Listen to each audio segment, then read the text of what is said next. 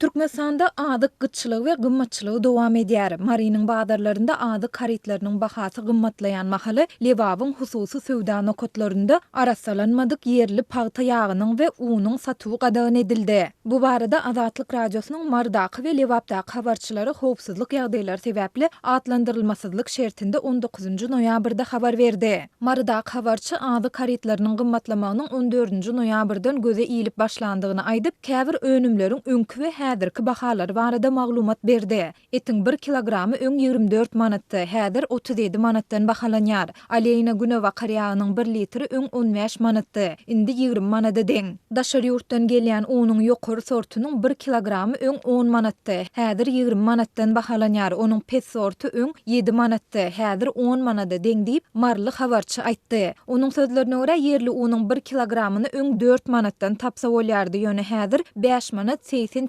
teňeden bahalanýar. Ýumurtganyň bir sansy öň 80 teňedendi, häzir 1 manada barabar. Öň 1 manat 20 teňeden satylan öý ýumurtasynyň şu wagtky bahasy 1 manat 50 teňe deň. Habarçy hususy söwdegärlere salgylanyp adyk karitlarynyň bahalarynyň gymmatlamagyny dollaryň gara bazardaky nyrhy bilen düşündirdi. Bu aralykda Azatlyk radiosynyň Lewap welaýatyndaky habarçysy döwlet dukanlarynda tapdyrmaýan arasalanmadyk paýta ýagynyň we unyň indi hususy söwda nokatlarynda hem satylmaýandygyny aýdyp şeýle diýdi. Türkmenistanda öndürilen arasalanmadyk paýta ýagy we un indi diňe döwlet dukanlarynda satylmaly edilipdir. Häzir bu önümler Lewabyň etraplaryndaky hususy dukan we bazar tekçelerinden aýryldy. Indi adamlar bu önümleri puluna da tapman kösenýärler. Uny we ýagy tapmak satygy gadagan edilen haritler tapmakdan hem kyn. Sebäbi şunlar un ýag tapdyrmaýan bolsa, nas näçe diýseň bar diýip Lewaply habarçy gurrun berdi. Türkmenistanyň dürli regionlarynda adyk gyçylyk we gymmatçylygy baradaky nowatdaky habarlar Ministrler Kabinetiniň başlygynyň ornwasarynyň şu ýylyň 10 aýynda jemi içerki önümiň 6,13% artandygyny yglan eden mahalyna gabat geldi. Ýöne Goçmurat Muradow 15-nji noýabrda Prezident Gurbanuly Berdimuhammedowyň öňünde eden çykyşynda inflasiýanyň derejesi we ýurt raýatlarynyň %100 bolýan ykdysady şolsanda adyk kynçylyklar barada kelam söz aýtmady.